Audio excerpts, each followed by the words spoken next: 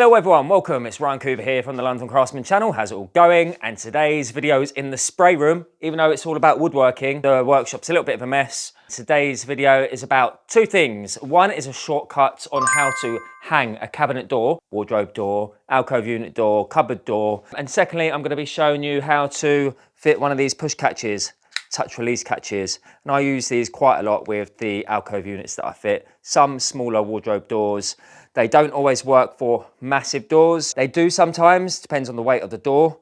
Sometimes you can use two of these side by side for a bit more strength, but these are fantastic. I'm just going to show you how to put those on. Okay, so let's move on to how to put the cabinet door on. So all you simply do, my cheat is to put a 6mm packer. We just use MDF spacers. So put the 6mm packer up against your carcass, top and bottom. You may need a person just to hold that door for you, square. The door's got to be square to the carcass at 90 degrees.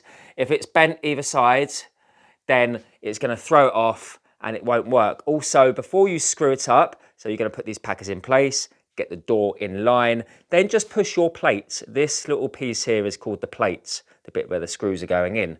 Just make sure that's flat up against your carcass.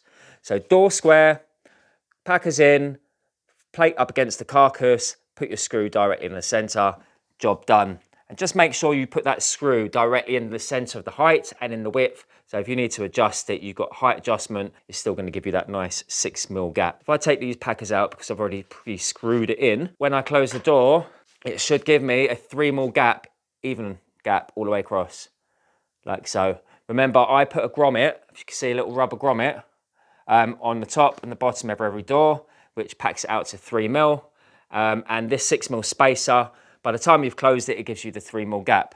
So there you go, tip number one. That also works on the half overlay. So as long as the door's got something to rest on, for example, the top and the bottom of the carcass, you can do it. But before you commit, just make sure that plate is flat up against your carcass and it will always work. Right, so let's move on to the push catch. So this is what they look like.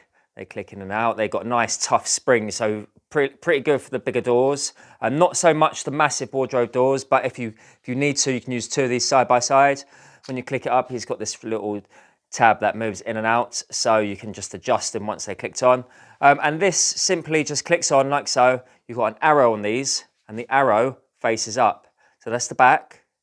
It's going to go into it like so. And then those little tabs will simply click into place, but don't do it right yet. That's going to be fixed to the carcass first. So you simply imagine that was your carcass. That would need to be, can you see the arrows? That needs to be flush with the top of your carcass. Okay, and then that would simply click in and down. So let's go ahead and put that in. Remember, I've got my example little frame here, so it's pretty tricky to show you accurately. I generally come in about 50mm, but obviously for this it's a little bit different. And I'm just going to be using 20mm screws, 4x20s on this. And again, you can take more time. You can pre-drill if you want. I'm simply going to put a 20mm in the top hole, in the center. Again, I've got that nice and flush there. That's exactly what you need. But remember, if you don't, there's adjustment in the actual push catch tip. Okay, remember I washed this. So here we go. Remember, we've got adjustment in this tip if that is not 100% completely flush. So we simply get the front edge, push it in, and then click it down at the back. And that is it. I say now we've got it on, we can just simply push it in and close the door and test it. Yeah, that works. Remember, these aren't necessarily going to flip your door open all the way. It's going to give you enough to get your fingers behind the door, for example. There we go, and you can open your door.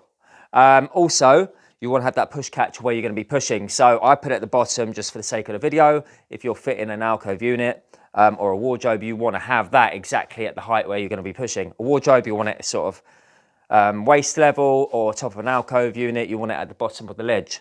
Okay, so let's imagine that didn't work by winding that tip in. Okay, I've wound that tip all the way in. See, it's not pushing. All I'd simply need to do is pull that out and twist that tip a few times just to extend it, and then it should work. And just keep on going until it does. There we go.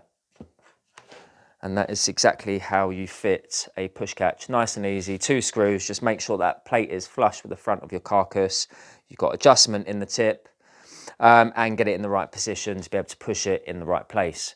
If you don't have it in the right place and you're trying to push it here, let's give you an example. It might not work at the top, yeah, but it's gonna work at the bottom where I push it, just because there's flex in the door. So there you go. Hope you enjoyed that. A little bit more than 5 minutes like I planned, but yeah, a few little tips. With regards to the door being hung on edge, it's always easier if someone just holds that door on edge for you. Sean, who's holding the camera, it's really, really easy, especially for wardrobe doors. We just get that door in place, put 2 packers in, he holds it there, and I get the 2 screws in at the top, 2 screws at the bottom. It's really, really simple. No need for working out where that hinge goes. It's a little shortcut. You don't necessarily have to do it, and it might not work for all hinges. I'm using GTVs on this example. But other than that, I hope you enjoyed the video. Take it easy, subscribe. Ciao for now.